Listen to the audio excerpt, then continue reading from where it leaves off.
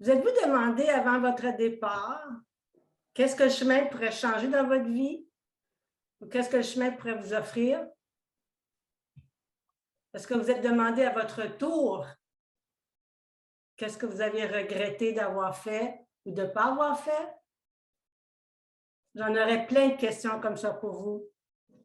Je sais que chaque réponse serait différente. Alors ce soir, je vais vous parler plus de ce que j'ai vécu sur mes chemins plutôt que ce que j'ai vu. Le côté spirituel va avoir son accent. Puis pour ceux qui me connaissent, ils ne sont pas surprises. Mais aussi, il va y avoir un petit côté pratico-pratique. Alors, c'est parti. Alors, mes objectifs ce soir, c'est d'être vraie et authentique et transparente. Ce que j'aimerais, c'est que ce soir, vous puissiez vous replonger dans votre propre chemin. Puis en même temps, je vais vous faire vivre mes points forts que j'ai vécus au long des jours.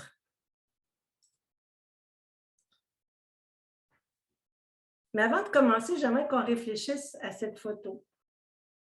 Pour moi, ça représente mes vies. Les branches dénudées, c'est ma jeunesse. Il ne faut pas me le cacher, là, c'est un peu en arrière. Par contre, il me reste encore des branches feuillues. Alors, il y a encore de la vie. Puis ce qui est jonché au sol, ce sont mes souvenirs, mes désirs, mes décisions, mes décès, mes joies. Alors, c'est de cette façon que j'aimerais commencer ce soir. La plupart de vous, je pense que vous avez marché. Moi, je fais partie de l'association depuis 2015. Puis si je réfléchis, parce que j'ai beaucoup réfléchi là, en me préparant, le mot qui me venait, c'était le mot gratitude.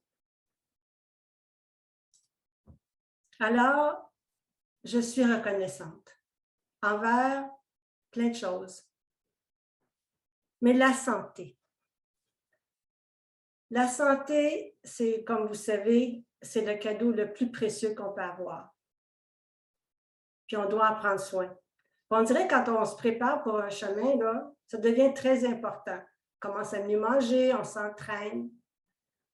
Les ressources financières. Je ne suis pas riche, mais quand même, il y a des vols, les gîtes. En France, là, on mange bien. Alors, je suis reconnaissante d'avoir les capacités financières de voyager. Le temps. J'entends souvent des gens, quand je marche, qui disent « Ah, je peux pas, mon employeur ne me laisse pas partir 6 semaines. » Puis là, je me dis « Oh, mon Dieu, je suis à la retraite. J'ai plus personne, je ne suis pas responsable de personne. Wow! » J'avais tout le temps. C'était un autre cadeau. La capacité physique. On peut avoir de la santé, mais si on a des genoux qui veulent pas suivre, des problèmes de dos, c'est pas évident de marcher 5, 6, 700 km. Et finalement, encore là, il ne faut pas se cacher avec l'âge.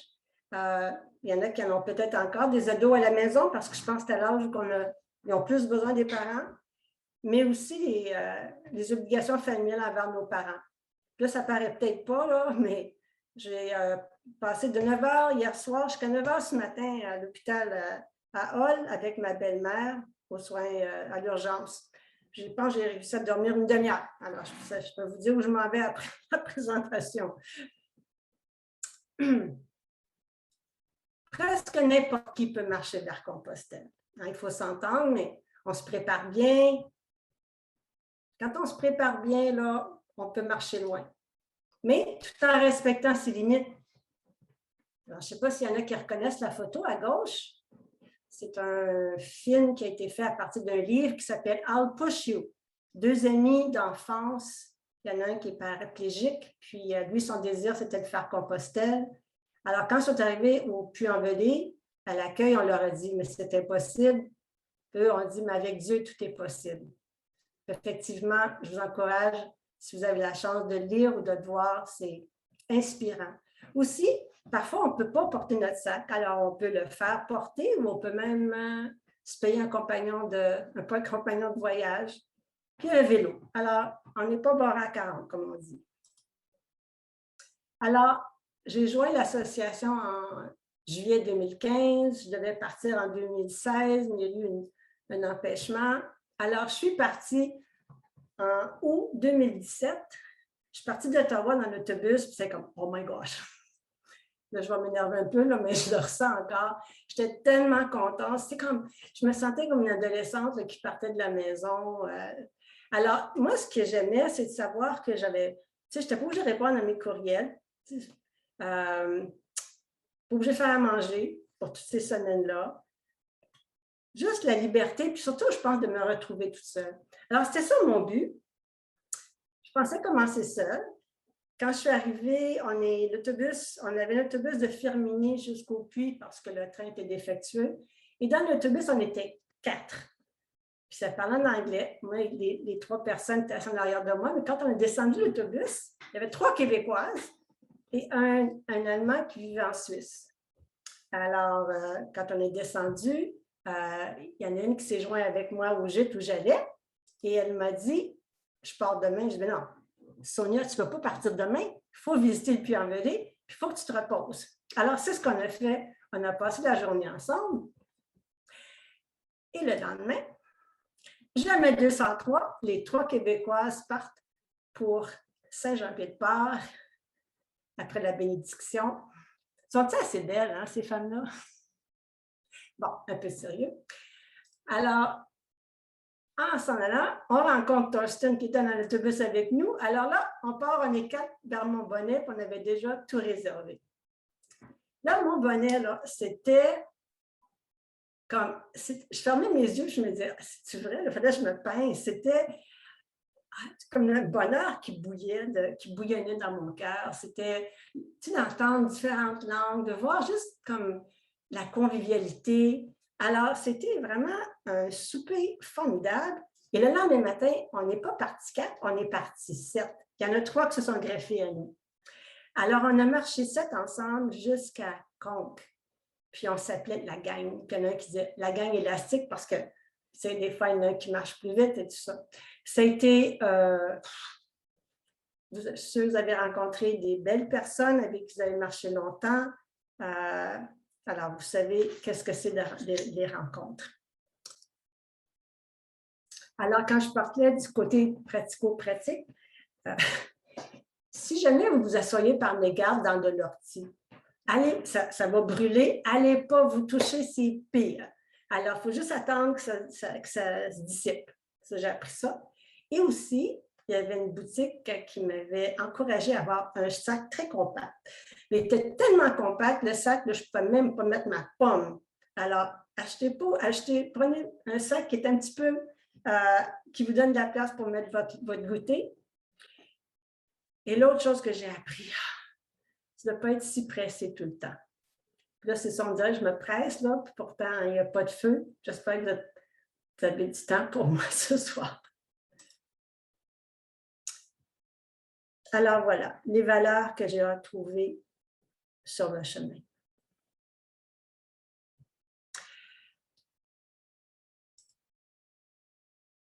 L'essentiel. Mon sac à dos. C'est que je regarde la photo, je vois, j'ai eu ça là, pendant 7 semaines. C'est tout ce que j'avais. C'est tout ce que j'avais besoin. Ça m'a fait réaliser là, que j'en ai des choses que c'est vraiment, c'est pas si important. Puis on n'apporte pas le nécessaire, on apporte l'essentiel.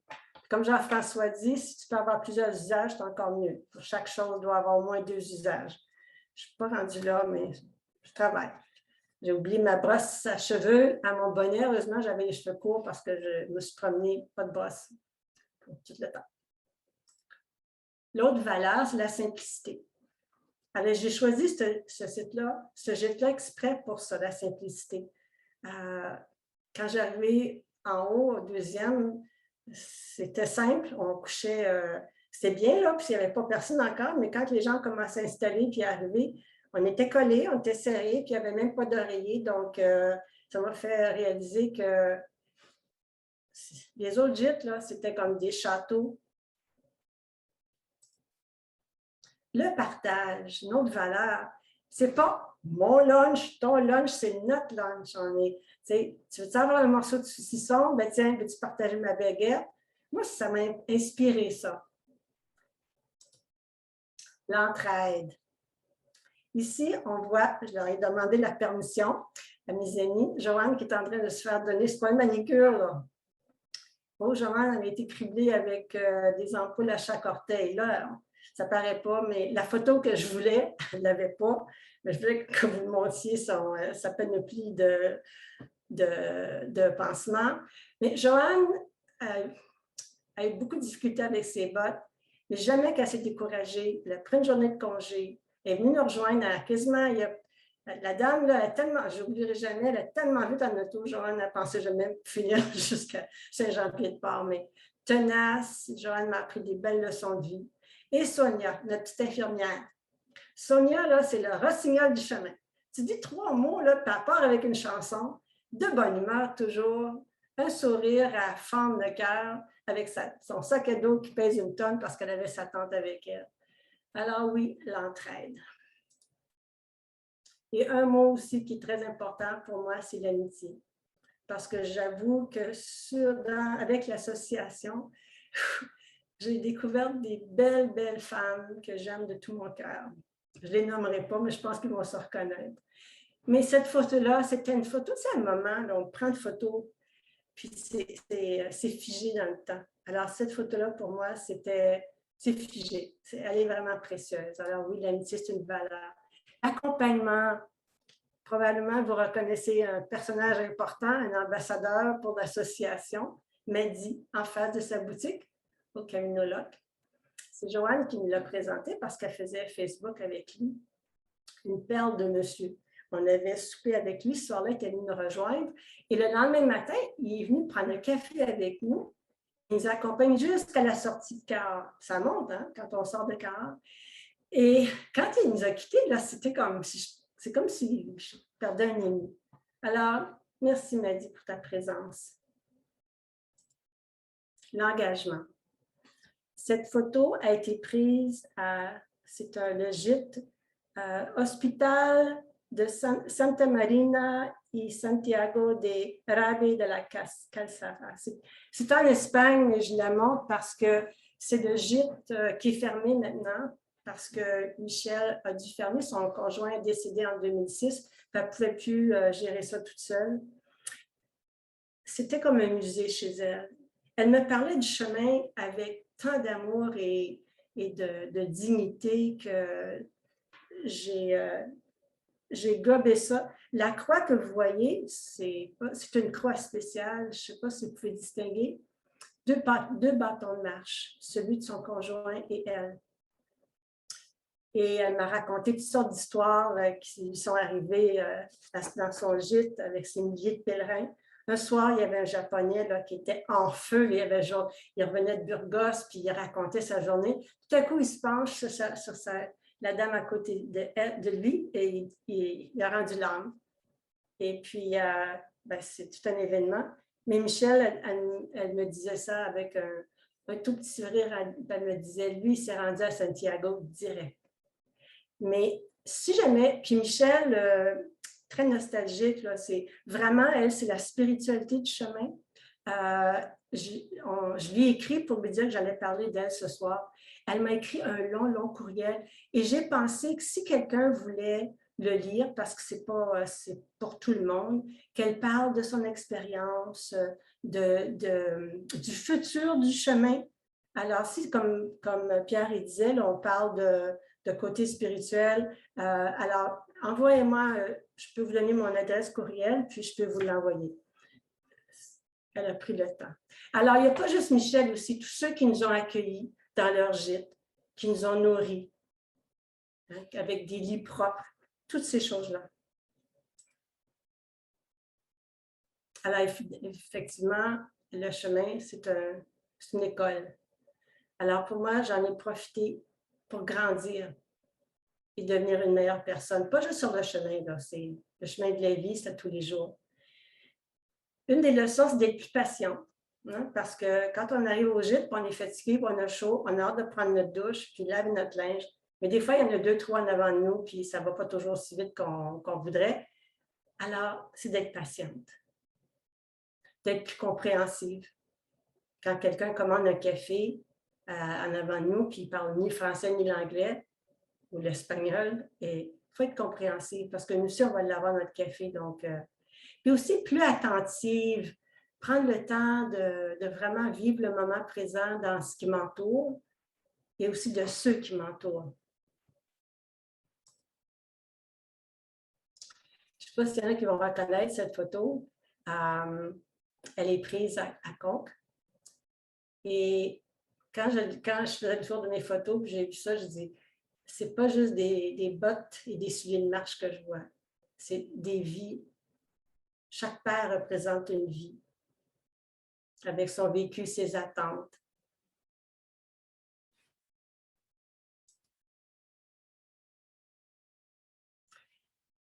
Je vous partage que je suis avec la conjointe de mon père, et elle s'est fait remplacer un genou. Et l'autre soir, mon père a 90 ans, et l'autre soir, je les ai bordés, les deux. Alors, le chemin nous apprend l'amour des autres et l'amour de soi-même. Saint Bernard de Clairvaux a dit, « Si tu veux connaître Dieu, commence par te connaître et t'aimer. » Thierry, j'ai rencontré Thierry à Saint-Roch, juste en sortant de Descanseville, dans un gîte de Nativo. On a pelé des carottes ensemble, un bon souper, puis après le souper, il m'a invité à prendre un thé avec lui. Alors, on commençait à se parler, pourquoi tu marches et tout ça, puis il m'a confié, il dit, moi je marche parce que j'ai perdu mon emploi et que je viens d'apprendre que ma conjointe me quitte avec nos 5 enfants. Puis je me suis dit, mon dos, tu ne penserais jamais ça avoir, sa belle binette. Alors, il ne faut pas se fier aux apparences. Et puis, juste pour vous dire que j'ai parlé avec lui juste avant de revenir, quand j'étais à Bordeaux, avant de prendre l'avion, puis il me dit qu'il s'était trouvé du travail et que finalement, il y avait la garde partagée et que le chemin lui avait sauvé la vie.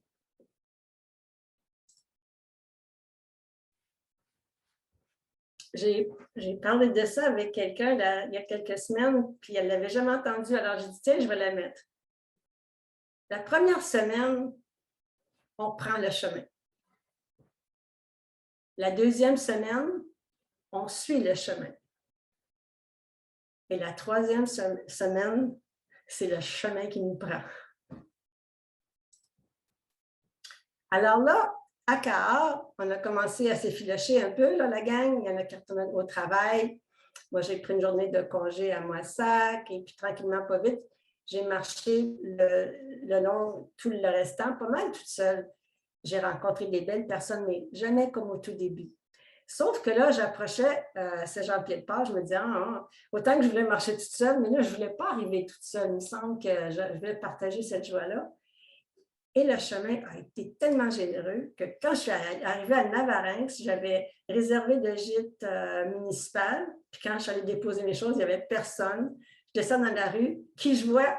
Joanne, avec sa petite gang de madame. Alors, elle dit, écoute, tu ne vas pas rester là toute seule, viens-t'en nous rejoindre. Il restait une place au gîte L'Alchimiste et puis on a eu du fun noir, comme vous pouvez voir.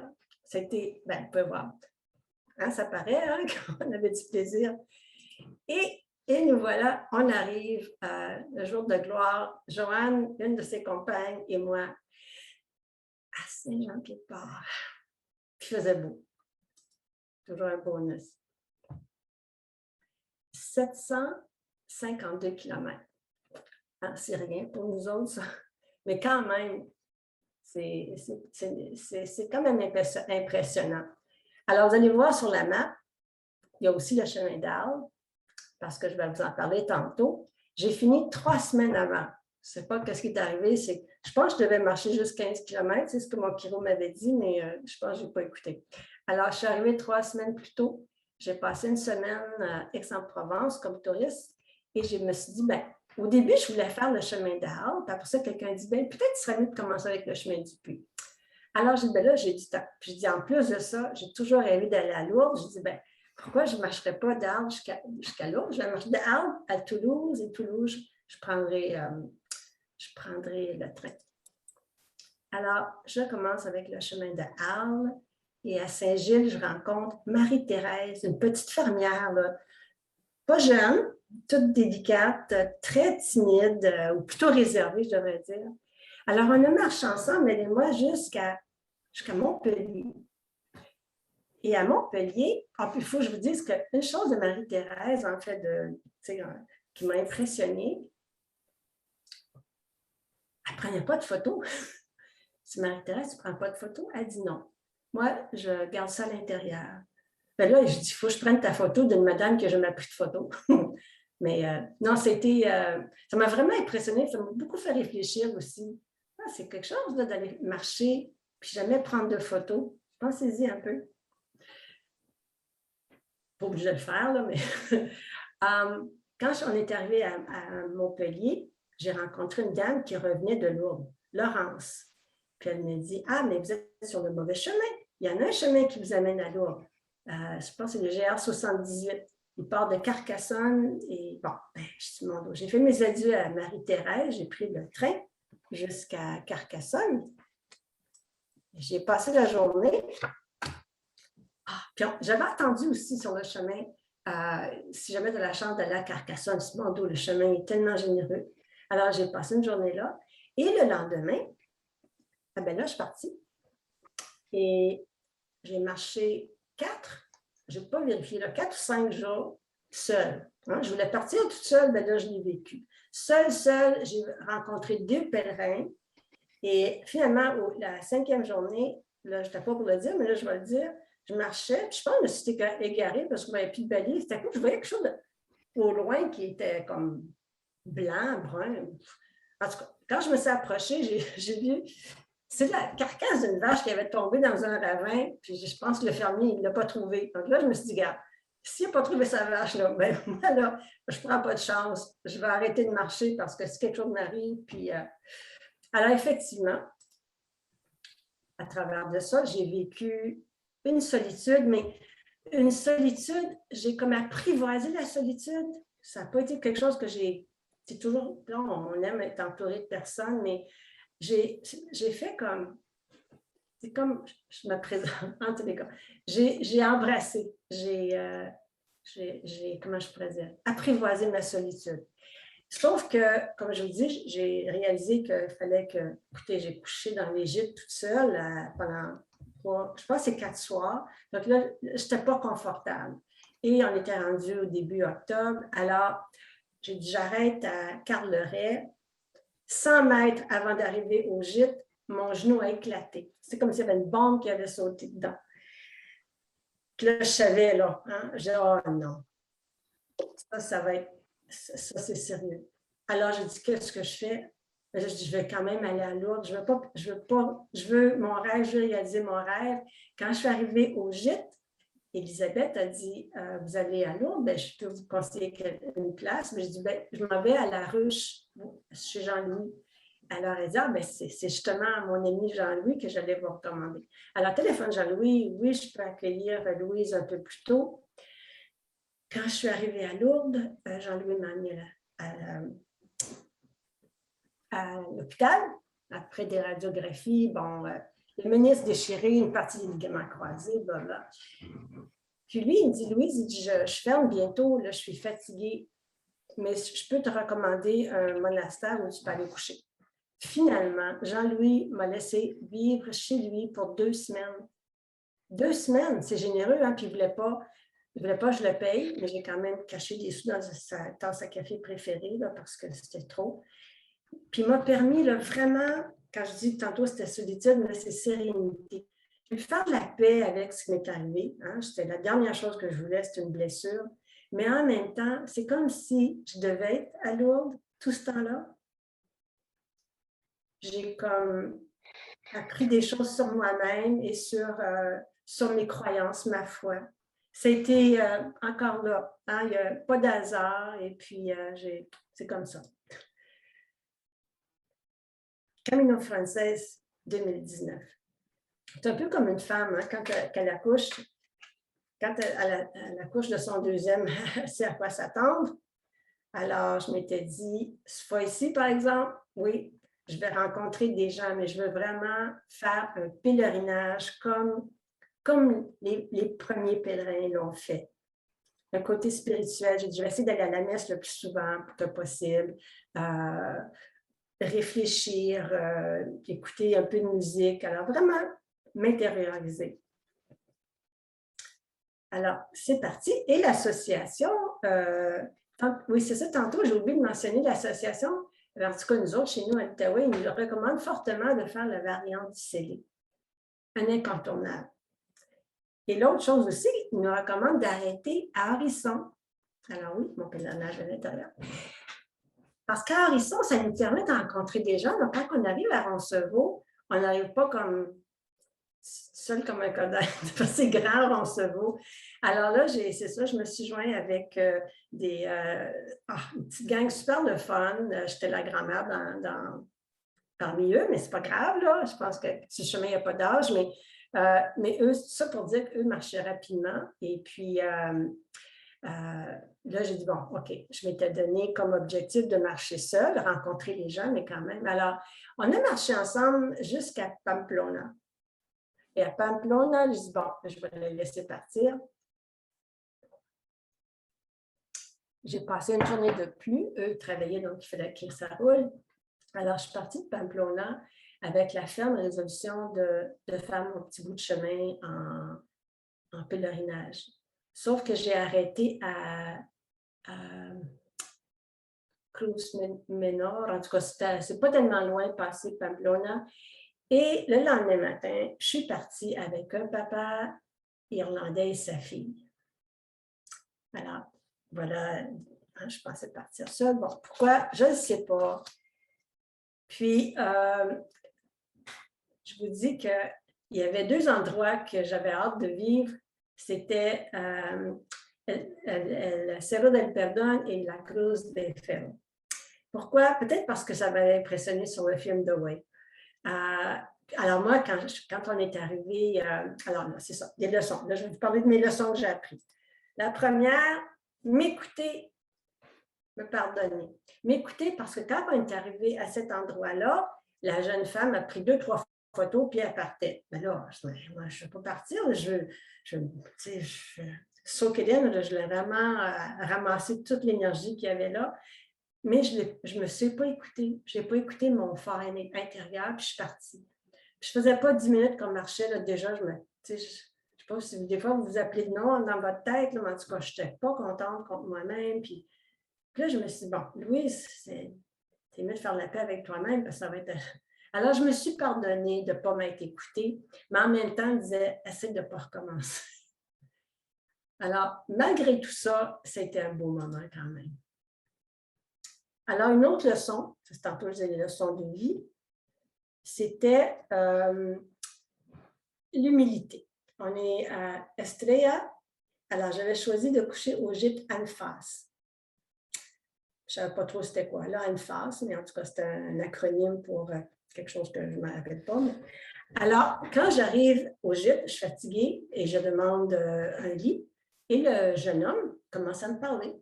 Alors, je dis, OK, je ne comprends pas. Je dis, habla espagnol. Et là, il continue à me parler. Puis là, je réalise que oui, il parle espagnol, mais en voyant les gens derrière lui, j'ai réalisé que c'était des gens qui avaient des difficultés d'apprentissage et puis c'était là pour travailler. Ah! Là, j'ai eu honte. J'ai eu honte de moi-même. Je n'étais pas fière. Alors, je suis allée à mon lit. J'ai choisi mon lit. Je suis en train de me préparer, puis je n'étais pas grosse dans mes bottines. Là, quelqu'un me tape sur l'épaule. C'était le jeune homme pour m'inviter à prendre une soupe avec lui, son ami. On a pris une soupe ensemble, un bouillon léger, mais pour moi, c'était un festin parce que ça m'a permis de réparer un peu l'attitude que j'avais eue. Et on s'est échangé nos courriels et de temps en temps, il m'écrivait sur le chemin, puis lui, il pratiquait en anglais, moi, je pratiquais mon espagnol, puis il m'appelait « my heroine » parce qu'il trouvait qu'une madame à mon âge qui marchait toute seule, c'était une héroïne. La douleur. cette croix représente une douleur qui était beaucoup plus grande que la mienne. Mais j'ai mis ça parce qu'il ne faut pas s'en cacher, hein, la douleur, elle est présente sur le chemin. J'arrive à Burgos. On dit souvent, si tu es capable de te rendre jusqu'à Burgos, tu as de grosses chances que tu ne vas pas te rendre à Santiago. Moi, j'ai trouvé Burgos, là, c'était wow! Les allées j'oublie le nom des arbres, là, mais c'est de toute beauté. La cathédrale aussi. Mais j'avais des moments de répit, de questionnement pour moi à Burgos. Est-ce que je continue? Parce que là, j'avais vraiment mal. Je marchais et j'avais de la douleur. Et puis, en m'en allant à Burgos, je priais. Je dis, mon Dieu, là, j'ai besoin d'un massage. Hein? Je pars à Ottawa, là, mais je m'en vais à Burgos, j'ai besoin d'un massage. Alors, j'arrive à Burgos très tôt le matin, trop tôt pour aller au gîte, donc je m'en vais trouver un café. Mais un café, là, c'était un café à l'intérieur d'un bel hôtel avec un comptoir en chaîne de rue. Alors là, la dame vient me servir un café, puis elle me demande si je veux autre chose. J'ai dit oui, j'aimerais savoir si vous connaissez une massothérapeute.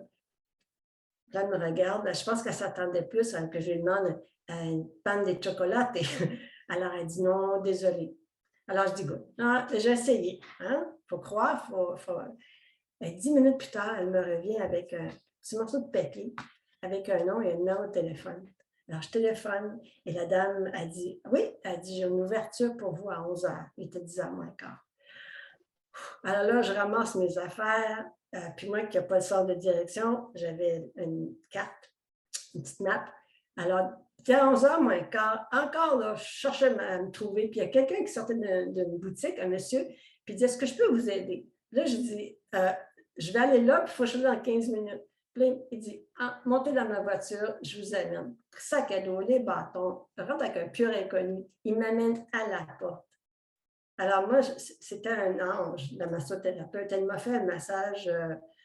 Elle a dénoué mon doigt. Elle m'a dit, ça peut être un nerf sciatique. Elle a pris la peine de me montrer une série d'exercices. Elle dit, tu fais ça le matin avant de partir et le soir.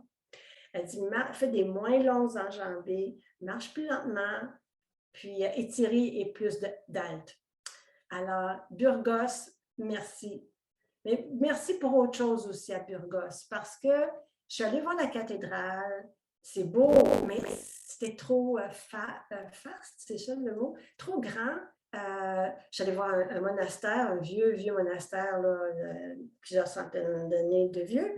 Encore là, c'était avec le téléphone, puis là, tu te promènes de pièce en pièce. Non. Alors, en sortant, j'étais un peu déçue, mais en sortant, j'arrive face à face avec cette arche et c'est écrit Ermita de San Amaro Pellegrino. Alors, j'étais attirée.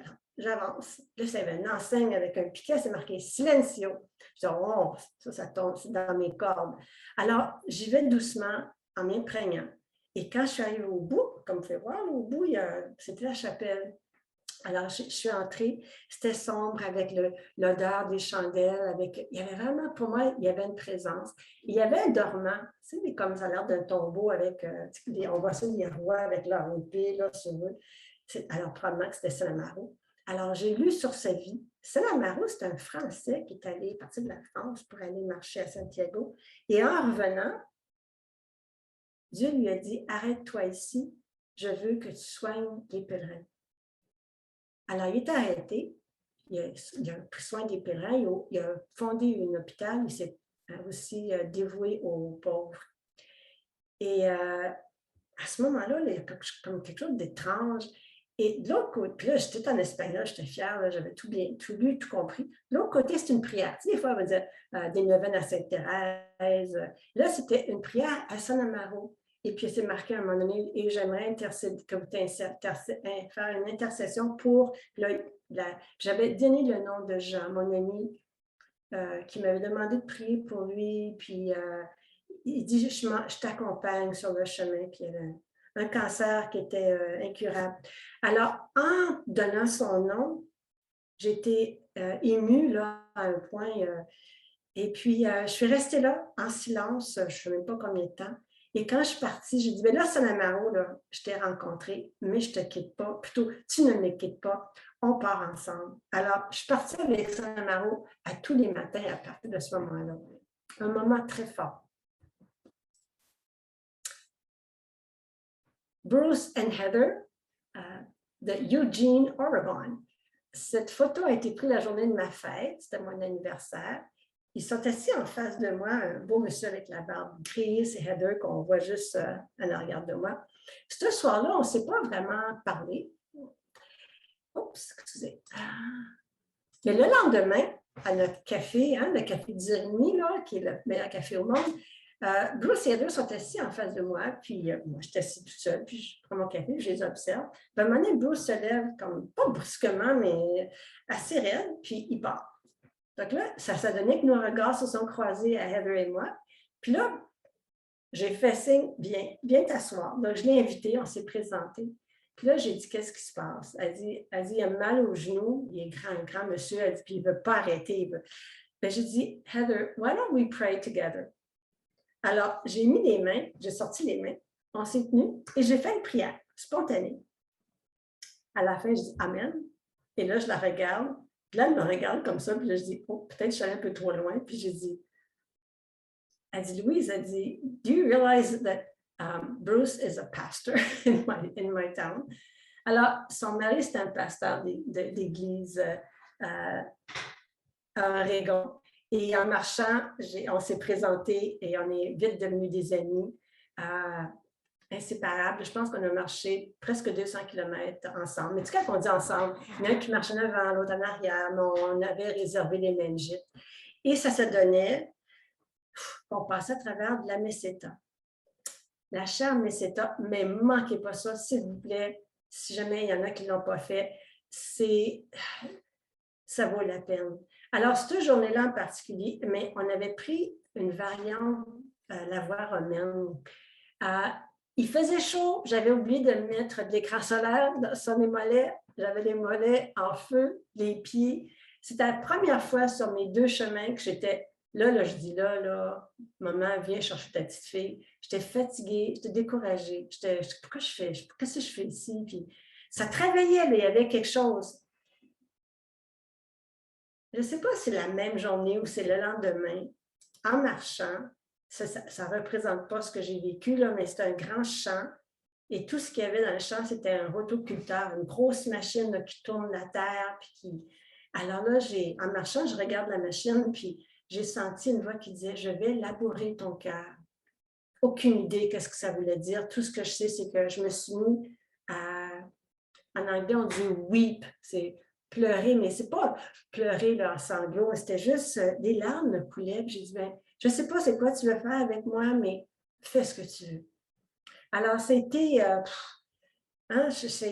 comme, je suis partie avec la foi, puis elle m'a transportée. Alors, tout ça, je partage ça avec mes amis. Là, c'est vraiment difficile à expliquer quand on parle quand je dis je vais être vraie, authentique et transparente, mais un matin, pourquoi Bruce est couché là, moi de l'autre côté, puis Heather de l'autre côté, je suis couchée entre les deux, mais je me suis réveillée très tôt. C'était entre le réveil et le sommeil. Et c'est comme un rêve, mais j'étais bébé. Un petit bébé comme ça, là, de cet âge-là. Et ce que j'ai ressenti, comme je ne peux pas penser, tout ce que je ressens, c'est l'amour, un amour d'un papa et d'une maman qui m'aiment à la folie. C'est comme si mon cœur allait exploser. Et ça a duré, là, je ne sais pas, peut-être compter jusqu'à 3, puis c'est tout. Et encore là, les larmes. Alors, il y a quelque chose qui se passe là, sur le chemin. Et je l'ai partagé avec Bruce et Heather, puis eux aussi se sont mis à pleurer. Puis je me suis rendu compte que c'était Dieu qui déposait son amour en moi pour me dire, tu veux savoir comment je t'aime? Comme toute bonne chose, on doit se quitter. Alors, à Léon, on s'est dit au revoir, en espérant peut-être qu'on se reverrait à Santiago, mais les chances, moi, je marchais plus lentement qu'eux.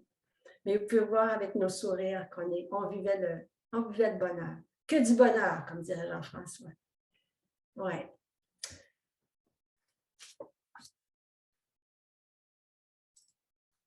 Un autre moment fort, je n'ai pas montré une photo de la Cruz elle-même, mais plutôt des 3 cailloux qui représentent mes enfants, moi qui est dans le milieu et Jean.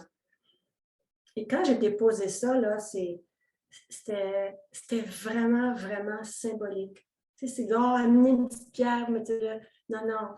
Quand j'ai déposé ma vie, là, c'est du cadre, je te la donne, mes vies. Je te donne mes enfants. Je te donne Jean. C'était, encore là, je ne peux pas décrire, mais c'est en 30 minutes à peu près avant d'arriver à la Croix que j'ai vraiment ressenti une présence très, très forte.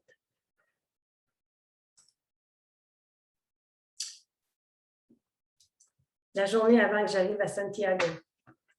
Non, on va-tu arriver, on va-tu arriver? Puis là, quand on n'arrive pas, je dis, oh, pas déjà, je ne veux plus finir.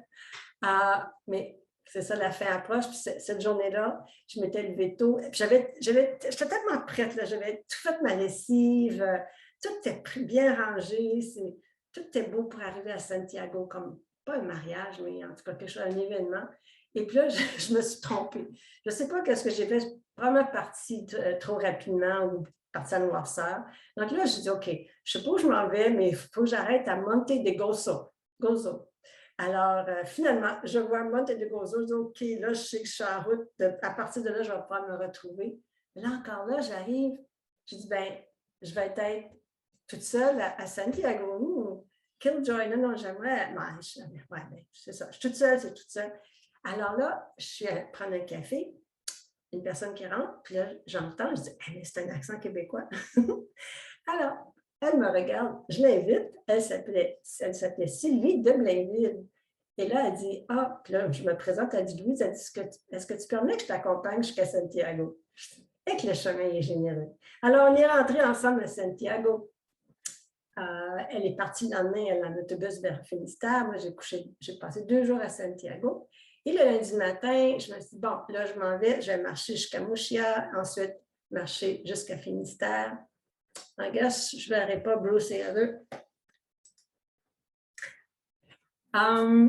Je m'apprêtais à descendre la côte là, pour le chemin. Je me retourne un dernier regard vers la cathédrale. Qui est-ce que je vais descendre? Mon Bruce puis Heather. Alors là, j'ai lâché un bon whack, là, puis alors on a pu avoir une photo de nous 3 à Santiago. Et encore là, c'était une prière. Et là, Bruce, il m'a partagé, tu sais, Louise, il dit, je suis peut-être pasteur, mais tu m'as appris plein de choses. Tu sais, c'est des plus beaux cadeaux que moi, tu sais, j'ai pu apporter quelque chose à une autre personne qui a la foi.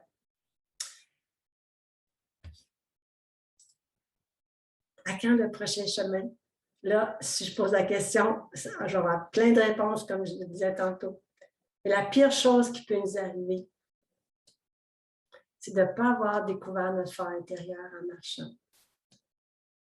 Je crois que le chemin nous aide à faire ça. Le chemin nous pétrit, il nous malmène, il nous attendrit, mais il ne nous laisse jamais, jamais indifférents. Puis parfois, c'est à notre retour que notre chemin commence. Le chemin nous permet de se découvrir et de se redécouvrir. Buen camino, queridos peregrinos.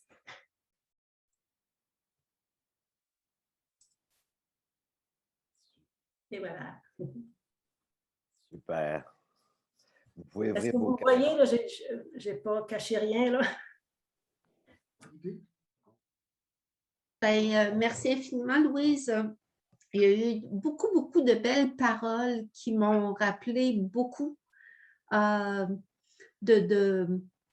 réflexions que moi j'ai eues sur le chemin. Donc, un grand merci, très honnête et vraiment assez émouvant. Donc, merci infiniment. Non, ça m'a fait vraiment plaisir. Je suis contente qu'on ait pu partager, que j'ai partagé ça avec vous. Je vous souhaite une fin d'année qui s'annonce avec l'hiver, hein, de revivre les hivers, parce que des fois, on partait, mais moi, je ne pars pas. Je vais prendre soin de mon père, mais je vous souhaite que vos désirs pour l'an prochain se concrétisent. Okay. Que vous viviez votre fort intérieur. Avant qu'on se quitte, tu as parlé d'un film avec un handicapé. Oui, le film, c'est I'll Push You. OK, I'll Push You. I'll Push You.